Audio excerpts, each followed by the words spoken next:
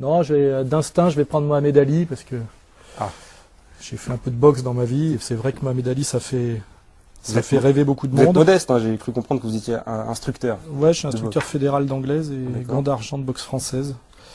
Mais c'est vrai que j'avais écrit moi plusieurs textes sur Mohamed Ali. Il faut avoir un peu d'instinct et de simple. Par exemple, il y a une espèce de respect immédiat pour Mohamed Ali à travers ses différents combats. Parce qu'on voit que c'est un type qui essaie de rester digne à des moments où c'est pas facile, refuse de s'engager dans la guerre du Vietnam, c'est assez beau. Sa conversion à l'islam est intéressante aussi, c'est dire c'est une insoumission à une religion majoritaire, qui est on va dire le protestantisme américain. Et il n'y a pas besoin d'aller chercher dans l'érudition, où il y a une question d'instinct, il y a un côté sain, quoi. Un type qui a de la classe, de la grâce, et il y a quelque chose à voir avec Dieudonné, avec ce qu'on essaye de faire tous à notre modeste niveau, d'être un exemple pour les générations futures. C'est toujours des actes d'insoumission, des actes d'élégance qui coûtent cher, mais qui restent par rapport à ceux qui se couchent sur le moment, qui passent à la caisse.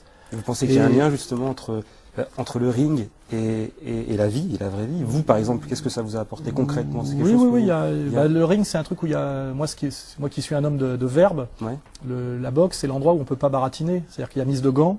Et il y a pas. Je vais pas t'expliquer si je suis. C'est pas comme un débat avec un sioniste. C'est pas ça qui est bon, qui est mauvais, ou qui a gagné, ou qui a perdu. C'est la mise de gants. Et puis à un moment donné, on peut pas tricher. Il y a les cordes. On n'a pas le droit de se tourner. Il y a un cadre. Il faut faire face et on gagne ou on perd. On essaie en général, même si on perd, de rester dans la dignité, c'est-à-dire de pas baisser les yeux et de même si on est compté, d'avoir une posture à peu près digne. Vous avez beaucoup perdu?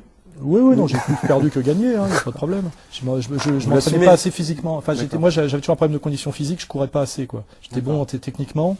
Par manque de temps? Ouais, parce que j'avais autre chose à faire aussi. Je manquais de conditions.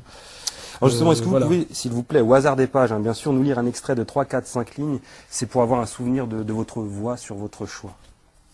Bah, je sais pas, je connais pas le bouquin, je vois un chapitre qui s'appelle Garder la tête haute, ça résume ce qu'on voulait. Ce que je voulais faire une remarque, c'est que Dieudonné a fait des choix qui lui ont coûté très cher, Jamel Debbouze a fait d'autres choix qui lui ont rapporté beaucoup, mais comment dirais-je, quand on a une posture digne et élégante, on a toujours des victoires posthumes, c'est-à-dire on a des victoires on marque le temps, dans le temps, mais immédiatement on perd. Donc effectivement, Jamel Debbouze a gagné par sa trahison, ça s'appelle comme ça, Dieudonné est resté digne, il a beaucoup perdu. Et alors la question qui est posée, qui est la vie de Mohamed Ali, qui est la vie de beaucoup de gens, c'est est-ce qu'il vaut mieux sauver son âme ou sauver sa Ferrari? Et ça, c'est la question qui est posée en permanence à tout le monde, qui vous sera peut-être posée un jour à vous aussi.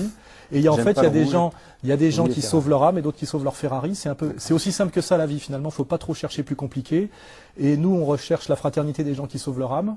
Et puis on évite de fréquenter ceux qui sauvent leur Ferrari parce qu'en réalité, vu de loin, ça peut fasciner, mais vu de près, c'est très dégoûtant. Voilà, donc voilà. Merci de vous être prêté au jeu, et je vais profiter donc de voilà, je ne dirai rien de Mohamed Ali, je vois juste qu'un chapitre s'appelle Garder la tête haute. C'est le sujet. Voilà, il faut garder la tête haute malgré les coups. Voilà. Très bien.